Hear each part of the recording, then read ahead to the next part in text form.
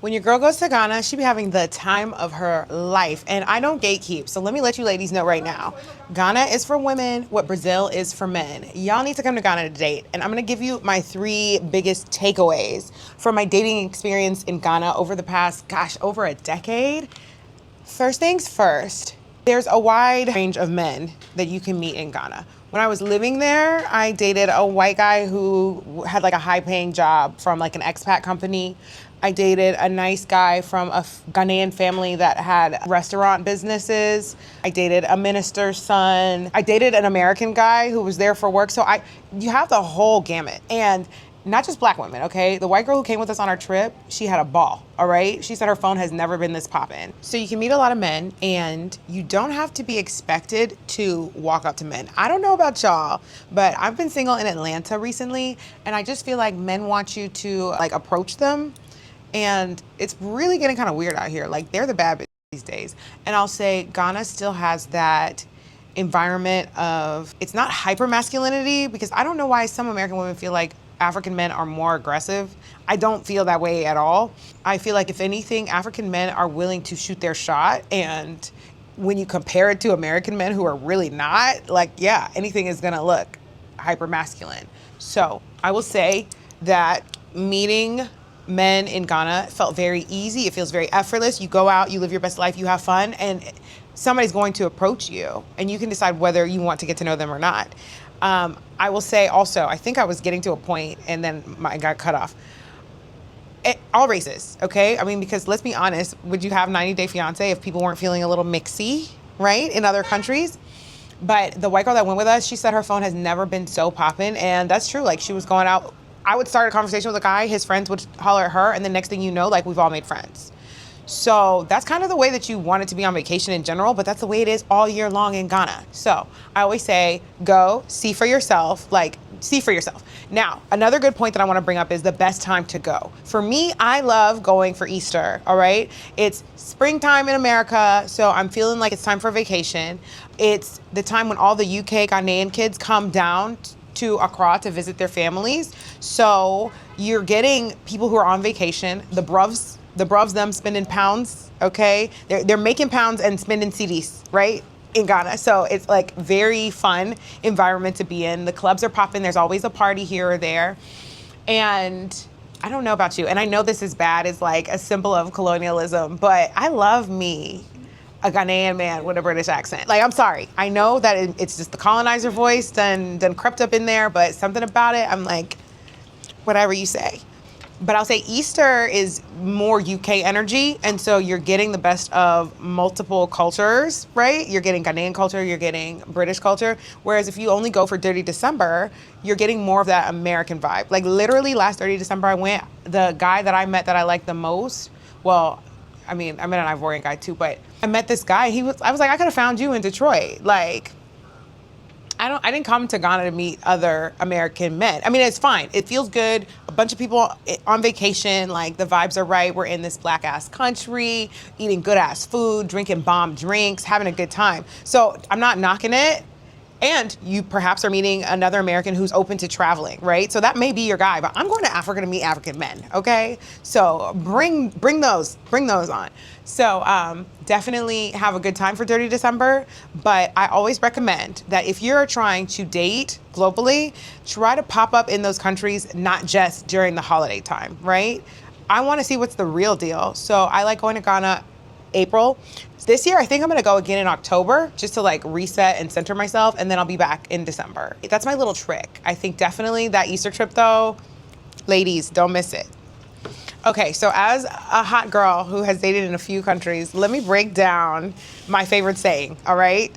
Nigerian men will spend money on you, but they will not be loyal, okay? Ghanaian men will not spend that kind of money on you, but they'll be loyal. And Liberian men will not spend money on you, and they will not be loyal. So that is my grand consensus. Do with that what you will. I also want to point out the Ghanaian version of not spending money on you is different than the American version of not spending money on you. I feel like guys I've gone to like cafes with men in America, and they expect you to split like tapas, right? Like, that's crazy to me. Like, I feel like men want you to audition for the opportunity for a real date with them in America. So when I say they're not gonna spend money on you in Ghana, it's like they may not fly you out. Like, those are not the guys who are buying plane tickets, right? Those are definitely not them. But you will go eat with them and they will not be like, I need your money for banku and tilapia. Like, they're not gonna do that. So that's just my little saying. I mean, I'm saying it's true. It's a stereotype, not a rule, okay? So there's no absolutes in anything.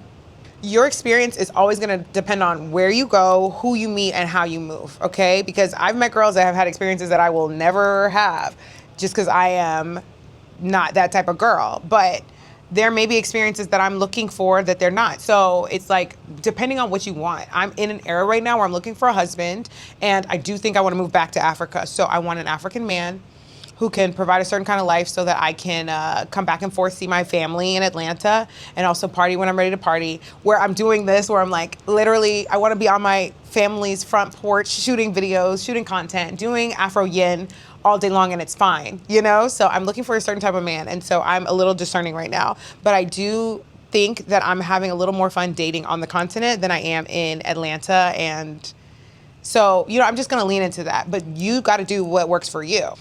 Now, a lot of you guys have seen that while we were in Ghana, we did the waterfall massage with the very, very sexy men. And I want to be very clear, that was probably one of the most professional massage experiences I could have ever had. I mean, they were definitely shirtless, oiled up, looking great in their kente print boxers. You would think that you're in a foreign country with these half-dressed men, that you might have something to worry about. When I say that they immediately, their demeanors disarmed all of us. We had that conversation in the car when we were leaving. It was like, are you surprised by how professional it was? There was not a hint of happy ending or a hint of you're touching me in a place that feels uncomfortable.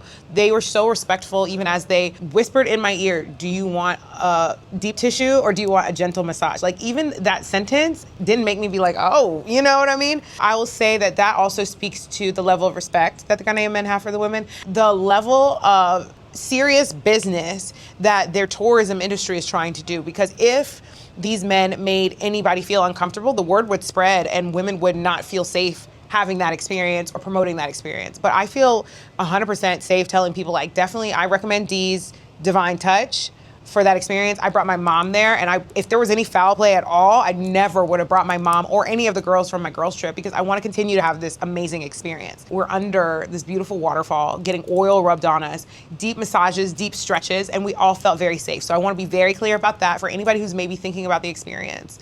And the respect level that those guys had for us definitely reflects the respect level that I've experienced when I've been dating in Ghana.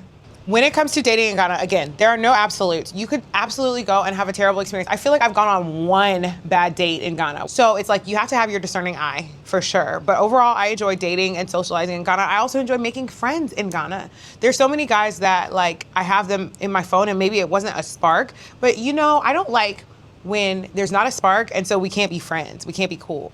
I've got a great social scene when I go. And so it really makes it easy for me to feel at home. The bigger picture is Ghana's economy is growing, and it's growing in a way that the citizens of the country are also seeing that growth. So you have a bunch of men that are making good money for themselves and want to enjoy their life. When local men are benefiting from growth, that impacts how they show up in dating. And I see that difference as I'm in Liberia and the economy isn't growing as much. And you may have a country full of fine men, but they may not be able to afford to take you out or have much to offer you in a dating situation when you're coming from abroad. And I see the difference, and I'm able to weigh that difference. So definitely the local economy experiencing this buzzy, huge growth is having an impact on the experience. And I love that for the girls, okay? Take advantage of that, all right? As Ghana rises, so does the dating experience. So I recommend all you ladies, number one, if you have not been, make a trip to go. And if you're looking for a guide who likes to have a good time, who's gonna show you all the spots, I think that you should reach out to me and come on my girls trip. You should come in December. It'll be fun. It's a nice, easy way to, like, okay, let me step in. December is the party trip, right? We're gonna have a good time. Then I'm gonna come again in April, and you should come back with me in April, and you should start to just build relationships. I'm gonna come to Ghana. I'm gonna stay in really nice places. I'm gonna eat really good food. I'm gonna meet really nice men. I'm gonna have a great time with some girls that are also trying to have a good time, and it's lit. I've been there, I've lived there. I've been as a tourist, and I've been as a resident. I've felt the difference. I feel the difference over 12 years, and I wanna share that experience with you. So, comment below, and if I see your comment, I'll send you the link. But also in my bio, the links are there. On my Instagram, the links are there. But definitely, if you're curious about, I don't know, up-leveling your dating experience and stepping outside of what you know in America, I definitely want to see if my girls trip is right for you. So hit me up. It is so open-minded. White girls, black girls, any color girls. My mom is in her 60s. If she asks you, she's in her 40s. I said she was in her 40s, but you know, she's older than me and had a blast. And I'm just saying, there's a little something for everybody. So come get you some. All right, I'll see you in the next video.